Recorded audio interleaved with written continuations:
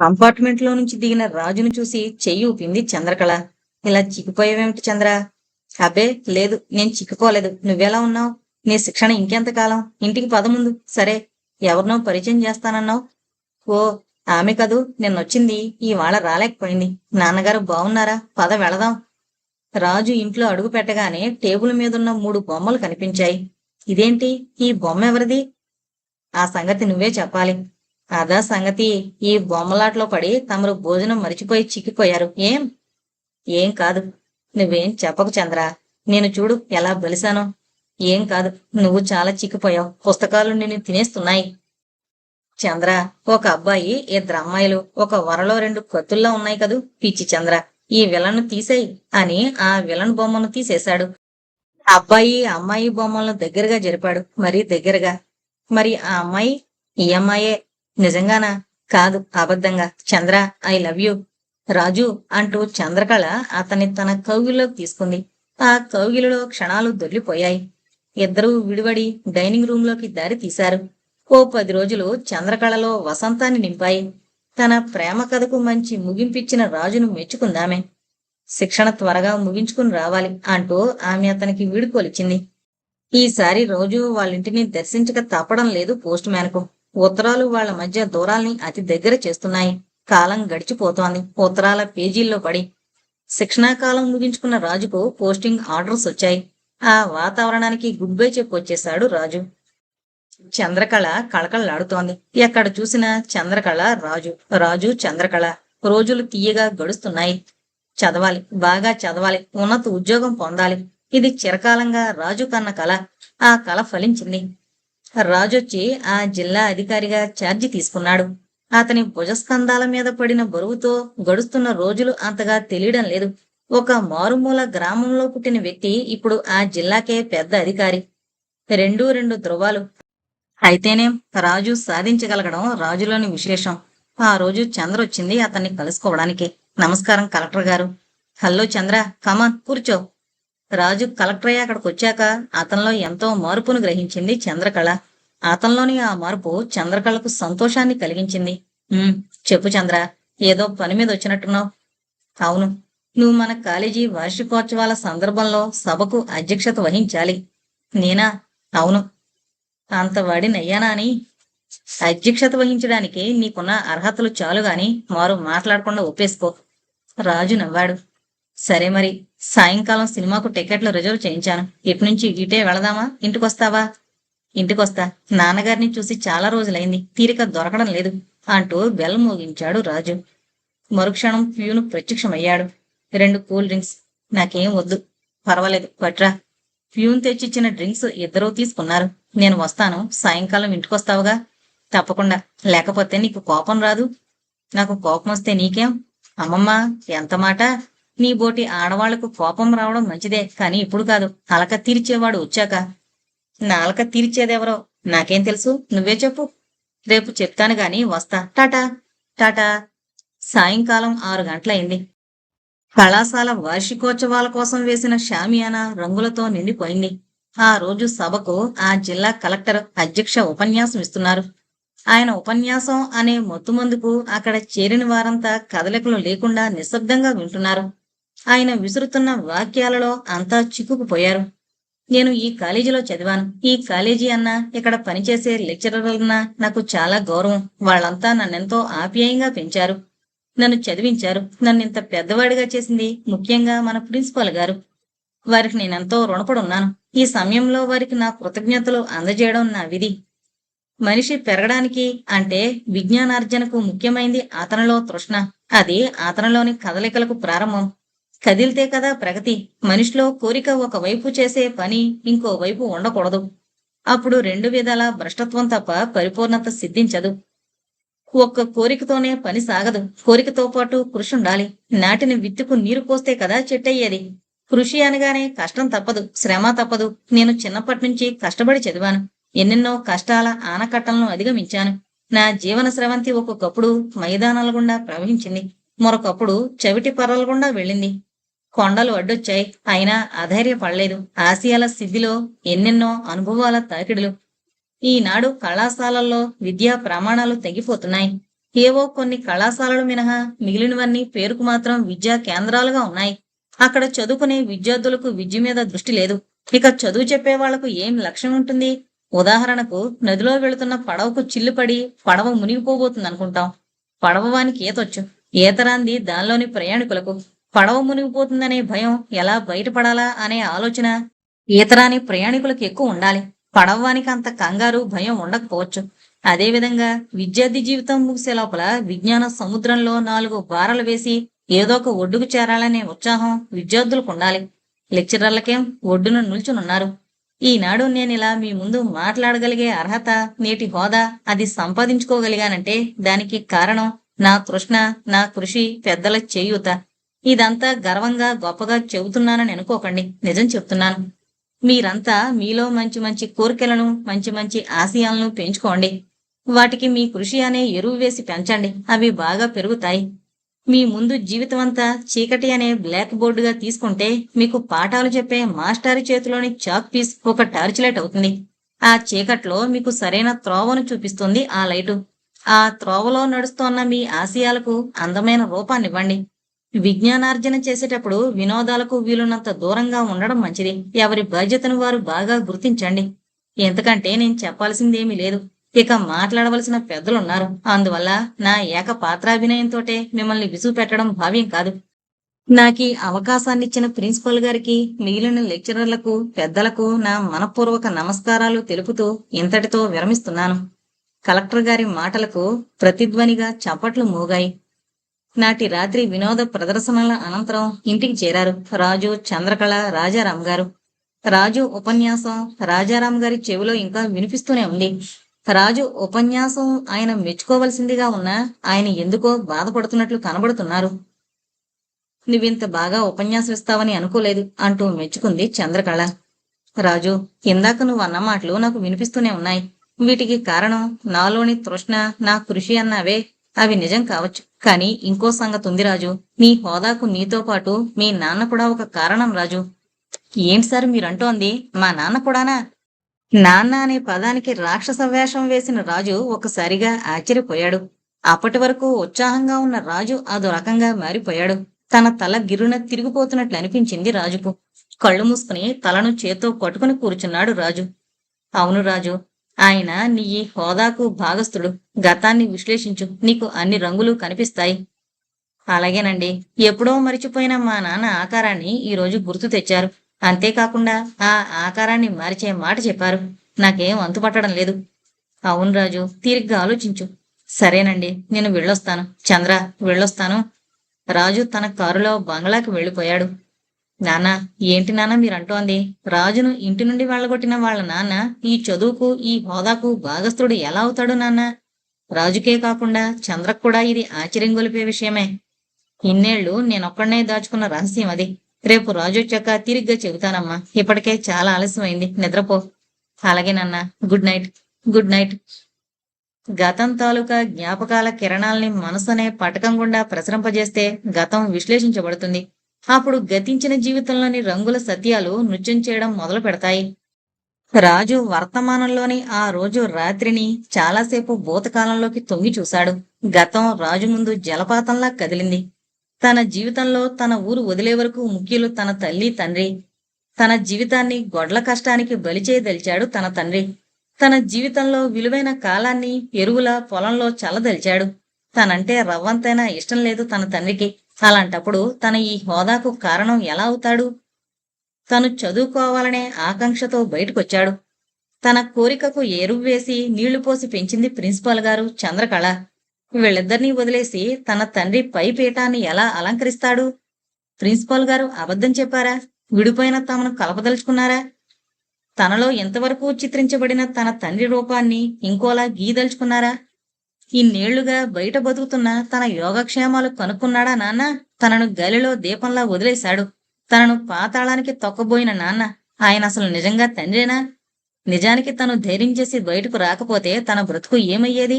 గానుగెద్దులా, బావి కప్పలా, చీకట్లో పురుగులా అయ్యేది. తన భవిష్యత్తు కోసం తాతహలాడింది తల్లి. కాని ఆమె అసక్తురాలు. భర్త గీచిన గిరి నుండి అరంగుళం కూడా బయటకు రాలేని అబల. తను ఎక్కడున్నా తన మంచిని, తన క్షేమాన్ని కోరుకునేది అమ్మ. తనను ఒక్కసారైనా కొడుకులా చూడని వాడు తన తండ్రి బానిసలా చూశాడు. జీతగానిలా చేయదలుచుకున్నాడు. అలాంటి తన తండ్రి ఊహించడానికి కూడా అందని మాటలు ప్రిన్సిపాల్ గారు అన్నారు. ఆయన అన్న మాటల వెనక నిజానిజాలు ఏవైనా నిక్షిప్తం చేయబడున్నాయా? జ్ఞాపకాల తవ్వకాల్లో తన తండ్రికి అంత పెద్ద పీట వేయడానికి గల కారణం దొరకలేదు రాజుకు. ఆలోచనల అలల చప్పుడు చాలాసేపు విన్నాడు. కాని ఆ చప్పుళ్లలో ఒకసారైనా తండ్రి తన మీద చూపించాల్సిన కనీసపు ఆప్యాయత, ఆత్మీయత ఎక్కడా కనపడలేదు, వినపడలేదు. ఆలోచనల రాపిడికి రాజు బుర్ర బాగా వేడెక్కిపోయింది. దాని నిద్రలో శాంతపరచాలని నిద్రకు ఉపక్రమించాడు, గతంలోంచి ప్రస్తుతంలోకొచ్చి. రాజుకు చాలాసేపు నిద్ర పట్టలేదు. కళ్ళెదురుగా తన తండ్రి బొమ్మ తారట్లాడసాగింది. కొంచెం సేపట్లో ఆ బొమ్మ ఒక భీకరమైన రూపంగా మారింది. మరో నిమిషంలో తనను అధపాతాళానికి తొక్కడానికి అన్నట్లు ఆ రూపం తాలూకా కాలు తన తలపై పెట్టి గట్టిగా తొక్కినట్లు కనిపించింది. కొంచెం సేపటికి ప్రిన్సిపల్ గారు చేతిలో బ్రష్తో పెయింట్ డబ్బాలతో వచ్చి ఆ భీకరమైన బొమ్మపై రంగు పూశారు. కొత్త రూపాన్ని గీయడానికి ప్రయత్నిస్తున్నారాయన. ఆగండి! ఒక్కసారిగా అరిచాడు రాజు. మెలకు వచ్చింది. చుట్టూ చూశాడు. ఎవరూ లేరు. రాజు మనసులో యుద్ధం ముగిసినా ఆ ఛాయలు ఇంకా వదలని యుద్ధభూమిలా ఉంది. ఆ రాత్రి నిద్ర పట్టలేదు. తొందరగా తెల్లవారడం కోసం రాజు ఎదురు చూస్తున్నాడు. ఉదయం కాఫీ తాగి పేపరు చూస్తున్న ప్రిన్సిపల్ గారికి బయట వినిపించిన కారు శబ్దం రాజు రాకను సూచించింది. అంతలో రాజే వచ్చాడు. Good morning sir. Good morning. రా కూర్చో రాజు. నీ కళ్ళు అలా ఎర్రగా ఉన్నాయి. రాత్రి నిద్రపోలేదా? లేదండి, రాత్రంతా గతంలోనే ఈదులాడాను. మీరన్న మాటలు, గతంలోని సంఘటనలు సమాంతరాల్లా ఉండిపోయాయి. అవును రాజు, ఒక్క సంగతి చెప్తాను విను. దేవుడు మనకు కనిపించడు, కానీ మన చేత అన్ని రకాల పనులు చేయిస్తుంటాడు. అందుకే మనం ఆయన చేతిలో కీలు బొమ్మలం. ఆయన అనేక జీవిత నాటకాలు రాసిన పెద్ద రచయిత. అనేక నాటకాలకు రథసారథి లాంటివాడు. ఎన్నో నాటకాలకు ప్రాంప్టర్ లాంటివాడు. తెరలోపలుండే ప్రాంప్టరు బయట జనానికి కనిపించడు. కానీ తెరలోపల ప్రాంప్టర్ లేకపోతే తెర ముందు నాటకం ముందుకు జరగదు. నీ జీవితానికి మీ నాన్న ఒక ప్రాంప్టర్ లాంటివాడు. నీకు కనిపించకుండా, నీకు తెలియకుండా నీ జీవితపు పడవకు చుక్కానిలా పనిచేశారు. రాజు ప్రిన్సిపల్ గారి మాటల ప్రవాహానికి ఆశ్చర్యపడుతున్నాడు. మీరు చెప్పేదంతా నైషధంలా ఉంది. ఆయన వాక్ ప్రవాహానికి అడ్డుపడుతూ అన్నాడు రాజు. ఒక్కొక్కసారి ఆలోచనలంతే. కొందరివి త్వరగా అర్థమవుతాయి, మరికొందరి ఆలోచనలు తప్పుదారిన పట్టిస్తాయి. ఆ ఆలోచనల వెనక దాగున్న ఆంతర్యం తెలుసుకున్నప్పుడే అమృత భాండం చేతికి చిక్కినంత ఆనందం కలుగుతుంది. నువ్వు అందరినీ, అన్నిటినీ అర్థం చేసుకోవడంలో మొదటి తరగతిలో ఉత్తీర్ణుడయ్యావు గాని మీ నాన్న విషయంలో నువ్వు పరీక్ష తప్పినట్లే అవుతుంది రాజు. గుడ్ మార్నింగ్ కలెక్టర్ గారు. కాఫీతో అప్పుడే హాల్లోకి ప్రవేశిస్తూ అంది చంద్రకళ. కాఫీని రాజుకి అందించింది. రాజు తిరిగి విష్ చేసి థ్యాంక్యూ అంటూ కాఫీని తీసుకున్నాడు. నాన్నగారేంటి రాజును పరీక్ష తప్పిస్తున్నట్టున్నారు? అక్కడున్న సోఫాలో కూర్చుంటూ అంది. అవును చంద్ర, రాజు వాళ్ళ నాన్న విషయంలో పరీక్ష తప్పాడు. అదెలా? చెప్తాగా విను. మాస్టారు, నేను తప్పు చేసి ఉన్నట్లయితే తప్పు దిద్దుకోవడానికి సిద్ధంగా ఉన్నాను. కానీ మీరు నా తప్పేదో చెప్పకుండా నువ్వు పరీక్షలో తప్పావంటున్నారు. నన్ను మాటల గారడిలో పడేస్తున్నారు. కాఫీ తాగడం ముగిస్తూ అన్నాడు రాజు.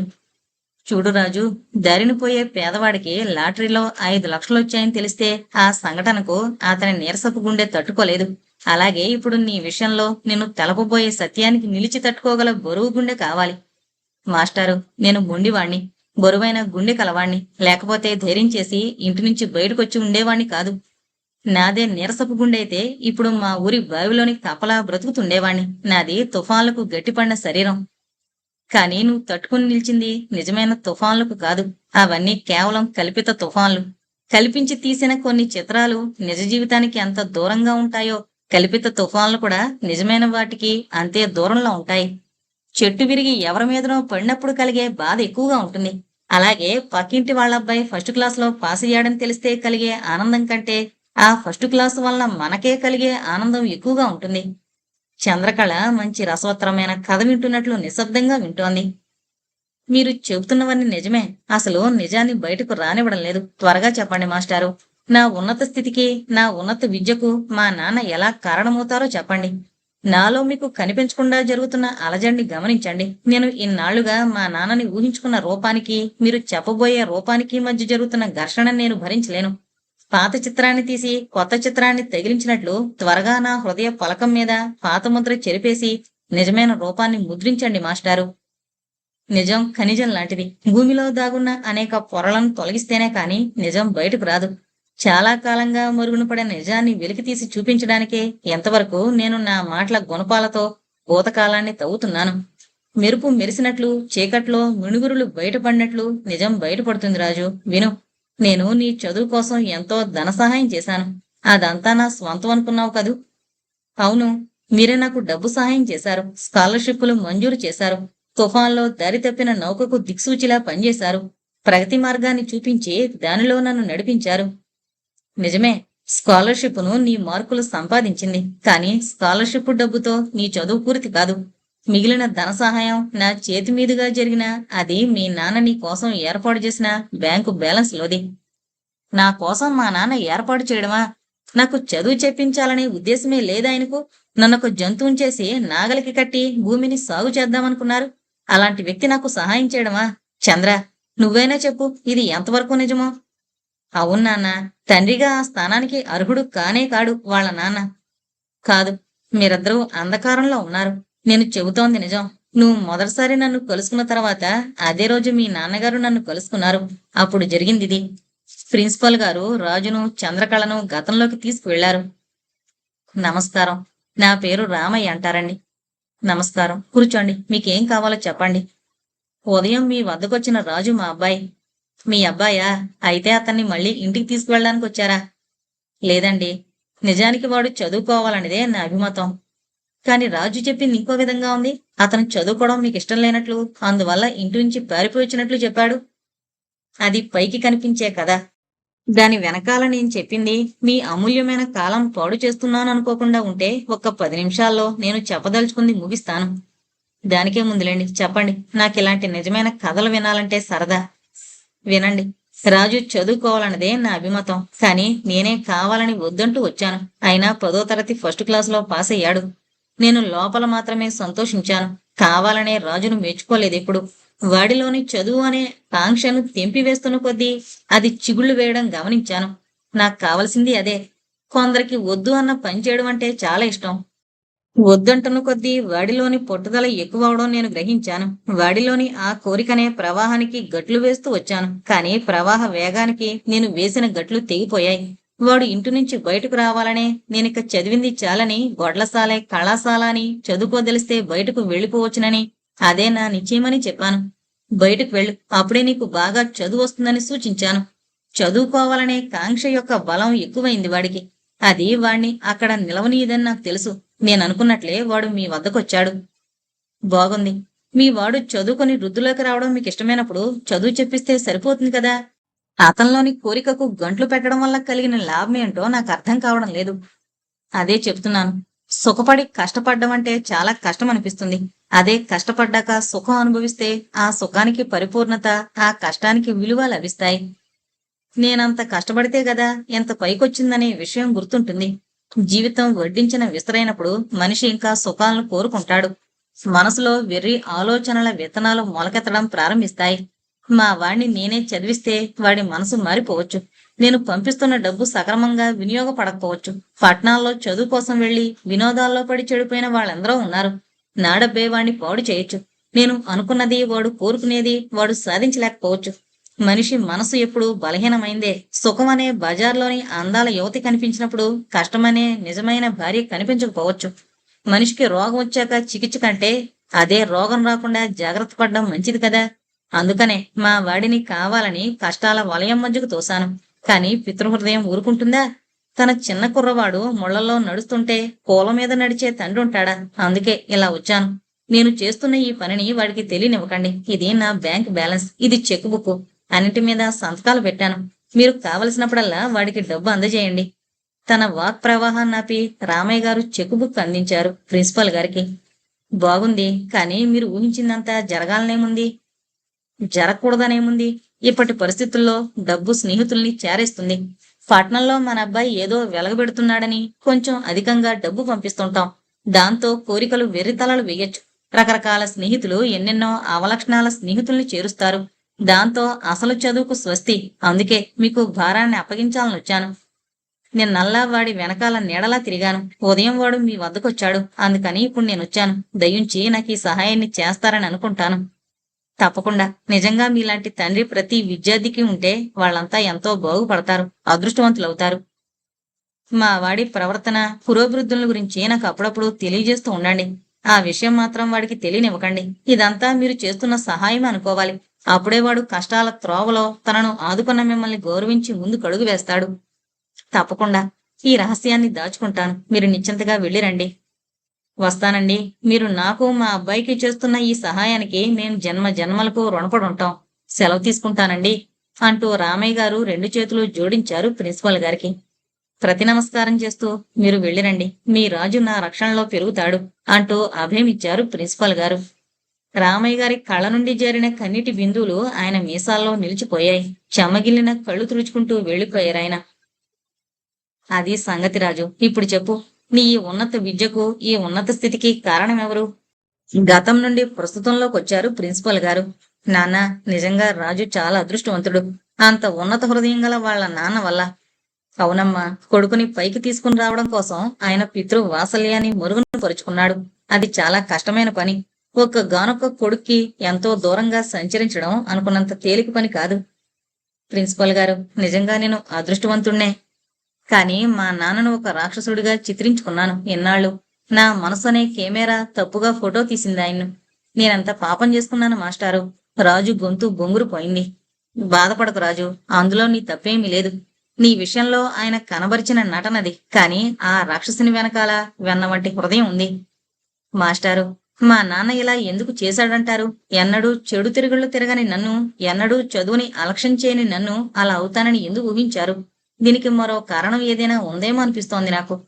అవును రాజు, నాకు అలాగే అనిపిస్తోంది. కానీ ఆయన నాకు ఇంకేమీ చెప్పలేదు. అప్పట్నుంచి ఇప్పటి వరకు నీ సంగతులన్నీ ఆయనకు తెలియజేస్తూనే ఉన్నాను. నీకు తెలియకుండా చాలాసార్లు ఆయన ఇక్కడికి వచ్చి నిన్ను చూసి వెళుతుండేవారు. ప్రిన్సిపల్ గారు, ఇప్పుడే మా ఊరు వెళదాం. నేను చేసిన తప్పుకు క్షమాపణ చెప్పుకోవాలి ముందు. రాజు మనసులో చిత్రించబడిన వాళ్ళ నాన్న బొమ్మ ఇప్పుడిప్పుడే తొలగిపోవడం మొదలుపెట్టింది. కొత్త బొమ్మ రావడానికి వీలుగా ప్రిన్సిపాల్ గారు, చంద్రకళ, రాజు కారులో బయలుదేరారు. కొంతసేపటికి పట్నం వదిలి పల్లెవైపు వెళుతోన్న కారులోంచి కనిపిస్తోన్న పచ్చదనం రాజును ఆహ్లాదపరిచింది. అతను కారులో ఉన్న అతని మనసు వాళ్ళ ఇంటి దగ్గర వాలింది. తమ ఇంటి ముందు కారు ఆగిన శబ్దం విని రామయ్య గారు కూర్చున్న పడక కుర్చీలోంచి లేచి బయటకొచ్చారు. కారు దిగి ముగ్గురు లోనికొస్తున్నారు. దాదాపు 12 ఏళ్లయింది రాజు ఆ ఇంట్లో నుంచి బయటకొచ్చి. రాజుకు కొంచెం కొత్తగా ఉంది. కానీ రామయ్య గారికి రాజు పరిచితుడే. రండి ప్రిన్సిపల్ గారు, రండి. ఈ రోజు మీ రాకతో మా ఇల్లు పావనమైంది. ఏమేవ్, మన ఇంటికి ఎవరొచ్చారో చూడు. రాజు రాజు అని కలవరిస్తావే, రా బయటకు రా ఆ వంటింట్లో నుంచి. వాళ్లను ఆహ్వానిస్తూనే సీతమ్మని కేక వేశారు. కొద్దిసేపట్లో ఆమె హాల్లోకొచ్చింది. వాళ్ళిద్దరూ ఆనందంతో వెలిగిపోతున్నారు. రాజు తన తల్లిదండ్రుల్లో ముసలితనపు ఛాయలు చూశాడు. వాళ్లలోని ఆనందంతో పాటు. రామయ్య గారు, ఇడుగో మీ అబ్బాయి. ప్రస్తుతం కలెక్టర్ రాజుగా మీకు అప్పచెప్తున్నాను. ఈ వాళ్లతో తన బాధ్యత తీరిపోయినట్లు అప్పగించారు ప్రిన్సిపల్ గారు. నాన్న, మీరు నన్ను క్షమించాలి. మిమ్మల్ని చాలా అపార్థం చేసుకున్నాను. లేదు బాబు, నా ఆశయానికి రూపకల్పన చేశావు. అది చాలు బాబు. పూర్వపు కఠినత్వం లేని మాటలవి. నాన్నలోని ఆప్యాయత తనకు తెలిసిన తర్వాత తొలిసారిగా చెవి చూశాడు రాజు. అమ్మా, కులాసాగా ఉన్నావమ్మా? బాబు, నువ్వెంత పెద్దవాడివైపోయావు. గుర్తుపట్టలేనంతగా మారిపోయావు. ఎన్నేళ్లకు బాబు నిన్ను చూసింది? అమ్మా, ఎన్నాళ్ళు నా చదువులో మిమ్మల్ని మర్చిపోయాను. ఇక ఎప్పటికీ మిమ్మల్ని వదిలి ఉండమ్మా. వెళ్ళి వచ్చిన వాళ్లకు కాఫీ సంగతి చూడు. ఇక మన బాబు మనల్ని వదలడు. ఈ 12 సంవత్సరాల్లో దాచిన ప్రేమను ఇక రోజు పంచిపెట్టచ్చు. అలాగే, ఇప్పుడే తెస్తాను అంటూ ఆమె లోపలికి వెళ్ళింది. నాన్నగారు, మీరిలా నా ఎడల కఠినంగా ప్రవర్తించడానికి, ఇంత నాటకం జరిపించడానికి ఏదో కారణం ఉండుండాలనిపిస్తోంది. అదే నిజమైతే అదేంటో వినాలనుంది. అవును రాజు, నువ్వు చెప్పింది నిజం. ఆ కారణం కూడా చెబుతాను. ముందు మీరు కాఫీ తాగండి. ప్రయాణం చేసి వచ్చారు, కొంచెం విశ్రాంతి తీసుకోండి. ప్రిన్సిపల్ గారు, మీకు నా కృతజ్ఞతలు ఎలా తెలియజేయాలో అర్థం కావడం లేదు. ఇంతలో సీతమ్మ కాఫీలతో వచ్చారు. చంద్రకళ కూర్చున్న కుర్చీలోంచి లేచి కాఫీ అందరికీ ఇవ్వబోయింది. కూర్చోమ్మా, నీకెందుకు శ్రమ? పర్వాలేదులేండి అంటూ ఒక కప్పిచ్చి తానొకటి తీసుకుంది. కాఫీలు ముగించాక రామయ్య గారు చెప్పడం ప్రారంభించారు. నేను మా నాన్నకు ఒకగానొక కొడుకును. అందుకని ఎంతో గారాబంగా పెంచారు. ఆయనకు నన్నొక పెద్ద ఆఫీసర్ని చెయ్యాలని కాంక్ష ఉండేది.